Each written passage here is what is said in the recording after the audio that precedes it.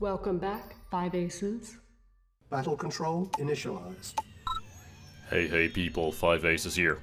So, guess what I've been busy doing over the course of the entire last week? If your guess was trying to fix some technical issues, then cross that shit right off your bingo card.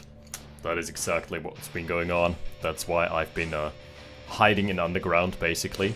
So, let's let the nuclear cat out of the bag first, before we introduce this match. There is a new playtest for Tiberian Dawn, and it does prominently feature the ability to toggle between the remaster and the regular graphics, just like it is the case in the remasters themselves, which is awesome. What's not so awesome is that my computer doesn't like this at all. And keep in mind, I've got the latest specs, and I do run the actual remasters at absolute light speed.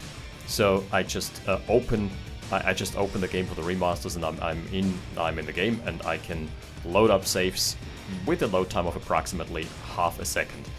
Not the case in our OpenRA's remaster version. For whatever reason, something really fishy is going on. I'm crashing every single time. So, if you know anything about the details, I'll probably post the log somewhere. Please let me know. And it's super annoying because I really wanted to get this as a February holiday gift out of the way. But let's focus on the match. Just like this rifleman is laser focused on the engineer. Ooh, getting intercepted just in time. Alright, the engineer in question belongs to... let's start with the more conventional wisdom here. The rifleman in question belonged to Yara. And we've been observing him a couple times, 2 or 3 matches that I casted on him. Always a very solid Minions League player, I believe. His opponent, also Minions League player. Going by Youngblood here, let's just dive into his actual moniker that he's given himself. RockHardFistNips. I dig. I can respect that. RockHardFistNips is going in with nips erect, straight into the power plant, getting gunned down by the machine gunners here, but that's completely fine. Has done a little bit of damage on the power plant, forced out a couple repairs. Yeah, and this is not the best of 1, this ain't the best of 2, this ain't a best of 3. Best of 7 time it is. And apparently it's been a grudge match as well, so we're gonna keep tabs on this one. The scoreboard is in the top left of the screen. Just have to think about, because the camera inverts everything. Okay, Yara's got another round up his sleeve. This is wave number 2. That's the engineer leading the charge with the wrench. I wish him all the best, all the success in the world, but I'm not banking on it doing anything. He's also gone for a really greedy route, by the way. That's up to 5 harvesters already, and we're just past the 3-minute mark. So this may actually be an expansion rush. Straight up. That is the service depot straight out the gate. 5th harvester being added on, and a little pressure being exerted. You know what? I like this idea. He's going War Factory, but he's been masking it by going for a little bit of aggression, just enough to keep the opponent on their toes. And as a result, sure, Youngblood has the larger army. A RockHardFistNips, that is, actually. But he didn't get much done on the map, because he was kind of on his toes from those 2 grenadiers. That's especially effective as Soviets, because as allies, yeah, you don't really have any pressure in the early game. But some dog grenadier shenanigans can always throw your opponent for a loop. Here we've got the oil lyric pretty much unguarded. Let's see if he tries to go for broke and capture it. Yes, he is indeed. There is yet another rifle infantry, but this one ain't gonna get very far. He's gonna get intercepted almost immediately. Triple barracks already being added on. That's a very mass-heavy build. He's in the bulking phase. He's just building up some infantry mass here, and probably even another... No, that's just an ore refinery, but really good timing. He's basically mined out in his main base. He's got his MCV almost ready to go. He's got the refinery. He could have added on maybe 1 extra barracks, but that's completely fine. Youngblood, conversely, is a little bit behind because of his build order. He also has a really scattered harvesting pattern here. Plus some long distance mining going on, but I think that's okay still. At the end of the day, it's 5 harvesters under 5 harvesters, so not the largest discrepancy here. Something has been gunned down. And just like that, more than half of the oil derricks do belong to RockHardFistNips. Yara is deploying his Conyards somewhere in the vicinity. That's a double line. Oh yeah, the map in question is territorial. It has been in the map pool for Season 13. I think this match actually dates back to pre-Season 13. So it's a little throwback, but I never got around to casting it. Because I had other things in mind. I had other plans. That entailed remastered graphics. But alas, we're gonna have to be in a holding pattern for now, before we descend into the madness of Tiberian Dawn yet again. Yep, nice eco transfer. The eco slide already happening. Wait a sec. Ooh, that's a spicy build. That is the Gatekeeper build. He's gonna start floating like a madman, but he's gonna have a very, very exposed and vulnerable backline. That's interesting. He only moved a couple inches forward, so he gets to lay claims on this mine as well. But the War Factory, crucially, is in peril. One rifle being sacked. There is a large army heading his way, but that can be reinforced. Oh, the MCV has just moved out. And he's outside of construction radius, so this is annoying. Yikes. Here's the big push. It's not coming yet.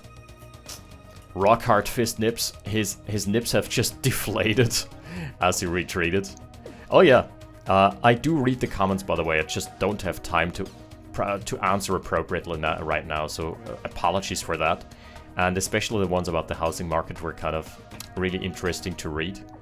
Was a good, insightful read. Ooh, Rocket as a scout. Huh. I don't know about this one, Chief.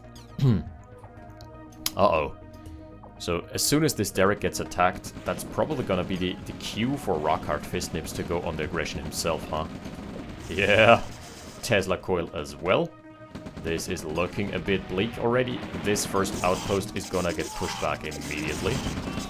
Tesla coil zapping a few on the way out. Oh, we're gonna have a base trade. It is starting to appear the case. Yep. That is definitely gonna be a base trade, if I've ever seen one. RockHardFistNips' harvesters are scurrying away. Really good. He has retained most of them. Only the refinery is gonna die as well as the barracks. That is not too bad as of yet. MCV, yo. You gotta skedaddle. Okay, good army movement, good map movement. And we're seeing the counter push onto the main army. The MCV from Yara is just about to retreat here. Oh, an unfortunate timing window has been found here by RockHardFistNips, who's going to town on the base. There is nothing that's gonna be left standing. This is gonna be obliterated in a matter of seconds. Assault move is coming out. Right, after this engagement, we're gonna get back. Oh, there is the counter push as well. So this is blow for blow, army for army, base for base. Ooh, that is brutal. Both the main bases have been completely emptied of any structures and any signs of life. Yeah, we're only gonna be seeing expansions here. Really good move from Youngblood, already bringing his original MCV, and basically he should sell off as well, by the way. There is not much cash left in the bank for him, and he needs to basically macro up yet once more. Oh, this is spicy. So at the end of the day, Youngblood is kind of behind now because he doesn't have a base to his name just yet. He still has 2 harvesters. Okay, so Yara didn't really finish that job, huh? Tesla coil also still providing a couple DPS points here. Man, that was a move command. Again, move command, so all the infantry are being taken out on the way out here. Yikes. I think this is enough. I think Youngblood has got the army mass to waltz all over this army for now. Wait a sec though, the firing squad from the back lines. Harvesters, the scatter move is coming out. The harvesters are doing a good job, but they're not connecting on the infantry, and now they're just creating impenetrable meat shields. Yikes, now that this can't be crushed anymore. Yep, I think that's about it.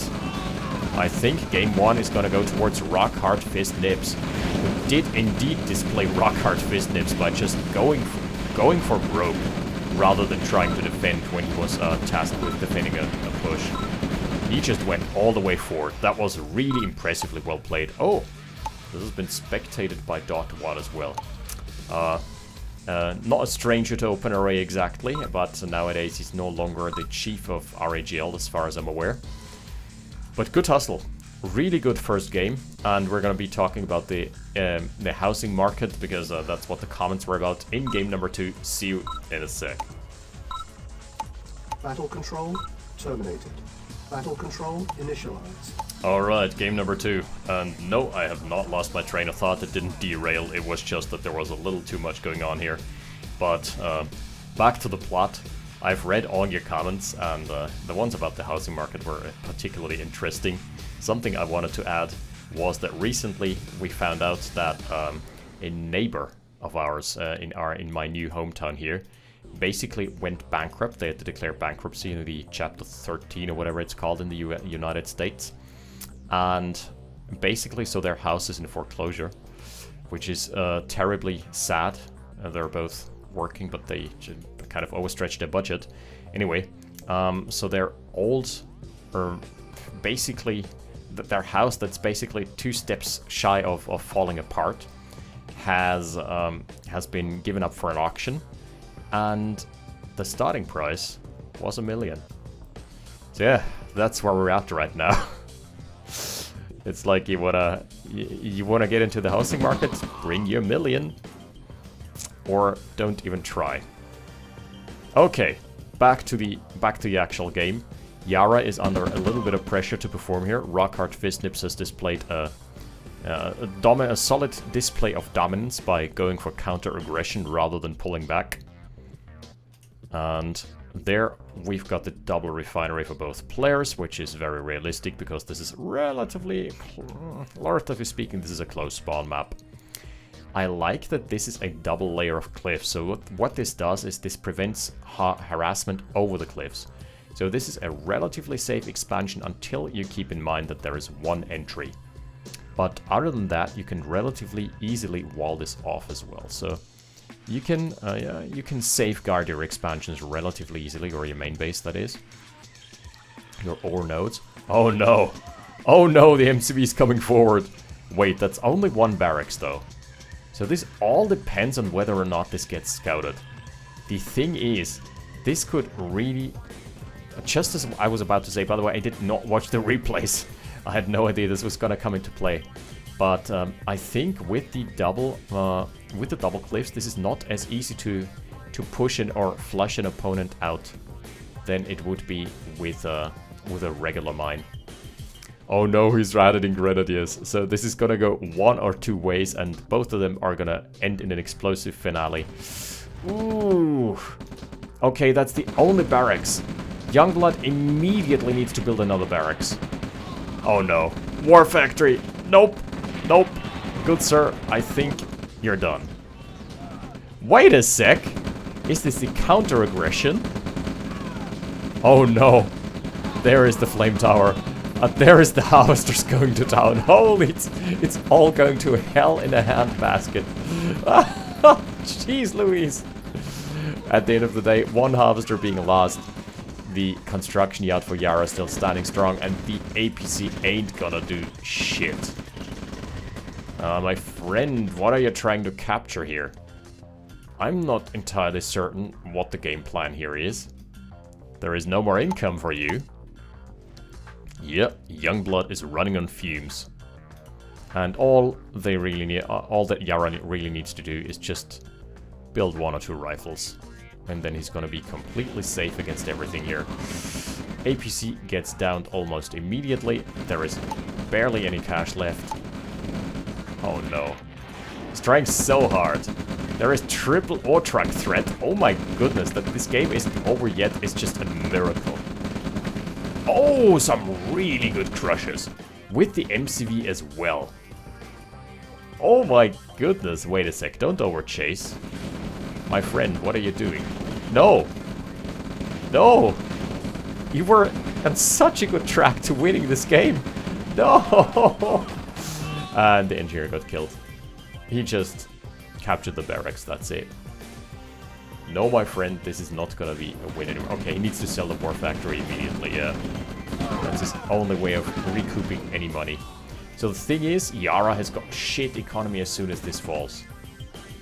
Only needs to build a Grenadier. Wait, he does have the cash, he just doesn't have power, that's why. That's why his build rate is astronomically slow right now. Is he building another NG? Oh, he is building another NG. That can easily get crushed by no truck. That's just not smart. You should build a Grenadier. Blow up the refineries in a matter of seconds. Why isn't he building anything? Not like this.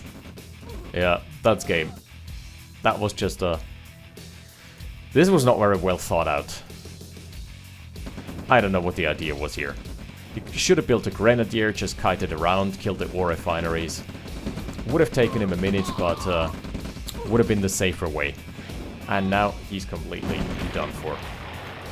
Man, power plant goes down as well. Yeah, Youngblood did have a shot here, but the inexperience coming through a little bit. So that puts them up at the 1-1.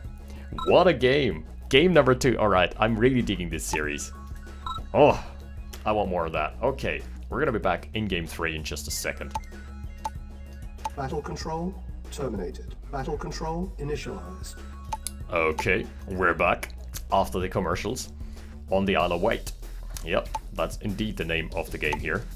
Name of the map at least. I believe this is very reminiscent to a 4-player map that I can't name right now. I can't put my finger on it quite yet, but I do recall that vividly. It was a very claustrophobic map because no, it was actually 6 players. It was a 3v3 map. There was an ore node here as well. And it was basically Line Wars.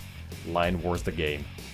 But this is a 2-player map, so this plays much more straightforward and much more modernized, as opposed to those small claustrophobic maps of back in the day, which, by the way, I also did my fair share in propagating, because I was a fan of those tech maps. So my idea of a good map always used to be, okay, 2 mines, and that's more than enough economy for the entire late game, because we're gonna want to incentivize unit preservation.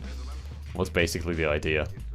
Okay, so Youngblood is grabbing the middle, taking the Wilderics, and Yara, for now, is just scouting around a little bit.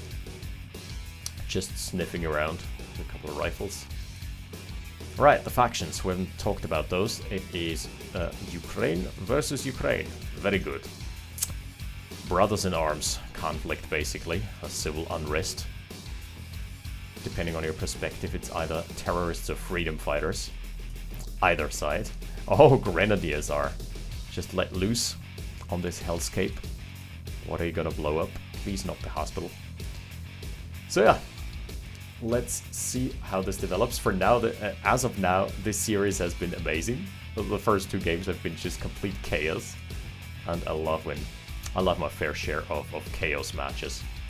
You know, the straightforward ways that RHL tends to be played is great on a technical level, but sometimes a bit too formulaic.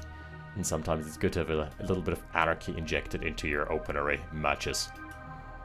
Alright. Rifles from Yara are getting picked off. I think that's almost the last one. So that gives Youngblood, RockHardFistNips free reign here. Youngblood went for another refinery. A triple refinery. Triple refinery, double barracks. That is a very unconventional build. He is trying to counteract the non-existent MCV push. I don't know. Maybe just trying to mass up and go for an early push himself this time around. Show him how it's done. This is actually viable. We've seen this a couple times. Even one of the RHL matches, one of the really, was it maybe Season 9, Season 10? One of those really high prestige, high rank matches where one of the players went for a triple refinery, triple barracks all in. And you would think that this comes quite late in the game, but it is still enough to basically catch the opponent just as they release their MCV into the wild and don't have the infantry mass yet. So let's see if that's the idea. Oh, Grenadiers have been intercepted, they have been found, and the wounds from the grenades are going to be healed. Isle of Wight, by the way, always. Oh god, reminds me of that Beatles song. It's when I'm 64. Every summer we can rent a cottage on the Isle of Wight if it's not too dear. Something like that. Okay, more rocks being added. Oh. That's the war factory, so this doesn't appear to be... Wait, oh yeah, that's his own engineer, never mind. Enemy engineer is still in the vicinity though. Still in the perimeter. Good scouting, I have to say. And also really smart from Youngblood to keep his infantry around the oil derrick, because then he's gonna have an easy time responding, basically. That's smack dab in the middle of the map, and also gives line of sight boosts to everything surrounding it. So the infantry can't get thinned out by an early flak truck or something like that. 5 harvesters, so this should be the time for the MCV. Oh wait, that is 1 APC, okay, so still a conventional build. And we've got the first heavy tank being released into the wild. Okay, this is a pressure build with little to no pressure. I don't know. Ooh, he undeployed his MCV as well. So this is a build I really don't like, because your build queue is going to be idle. And you're also going to be left really behind. Wait a sec. My man, did you forget to build harvesters? No, that is an APC all-in. Okay, this is do or die, bang or bust. This is an APC you later build. And he's timing it really well, because the idea is my opponent is going to expand. And we're going to hit him right into the expansion timing. That's exactly what's happening here. I think this is completely overwhelming. I don't see a way for Yara to stop this at all. Ooh, unless the APCs do not connect, in which case it could pose a problem. APCs chasing after the harvesters? You're doing wrong, my friend. Oh, man. Okay, the front lines have been downed, but there's nothing remaining here. So far, though, Yara has not really sustained any critical losses. And this is not a complete all-in as far as I can tell, because he managed to get his original MCV out into the wilds and basically get an extra expansion. But obviously Yara is extremely ahead. So, yeah, he's in a superior position here. 7 harvesters over 4, the oil derricks are even, and he's got his expansion out. So, I'm not liking RockHardFistNips angle right now, because he's waited a little too long, and now there's 5 heavies. 5 heavies versus 2 APCs. I don't know, my friend.